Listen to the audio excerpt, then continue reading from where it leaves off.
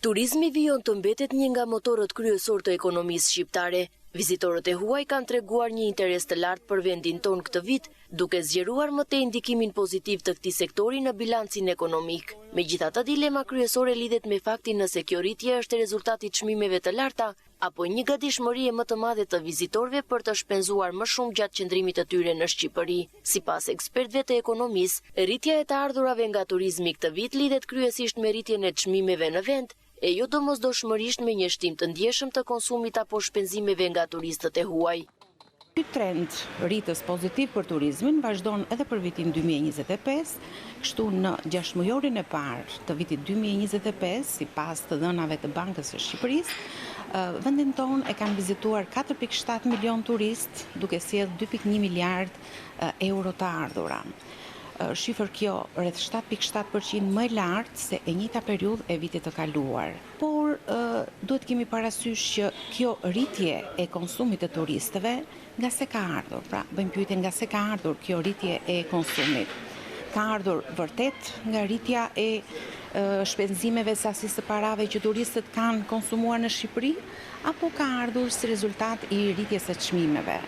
Dhe sipas një studimi që unë kam bërë për efekt të një studimi timin, kjo rritje e shpenzimeve të turistëve në Shqipëri ka ardhur si pasojë e rritjes së çmimeve. Njëri nga faktorët është rritja e çmimeve të produkteve turistike, pra qoftë të ushqimit, qoftë të shërbimeve të tjera që ofrohen në sektorin e turizmit.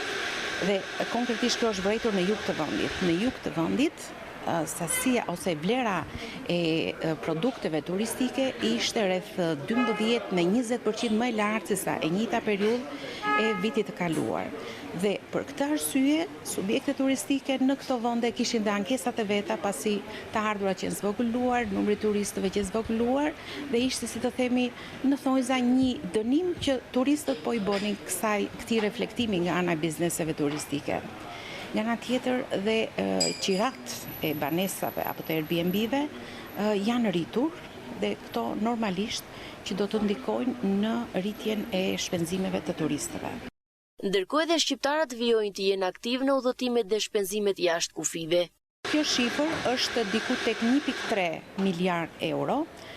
Pra, e thënë, nëse e bëjmë në mesatare për turist shqiptar jashtë, është diku te 340 euro.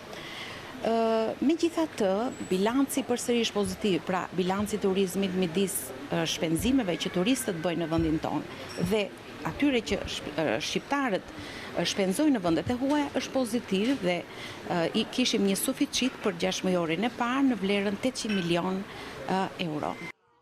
Bilanci turizmit mbetet pozitiv dhe në nivelet më të larta të regjistruara deri më tani. Shqipëria po forcon profilin e saj si një destinacion i preferuar, jo vetëm për vizitorët europian, por edhe për turistët nga Amerika, Afrika, Azia dhe Lindja e Mesme. Sipas ekspertëve, nëse sektori do të menaxhojë me kujdes çmimet dhe cilësinë e shërbimeve, kjo rritje mund të ruhet dhe të përkthehet në përfitime të mëdha për ekonominë kombëtare.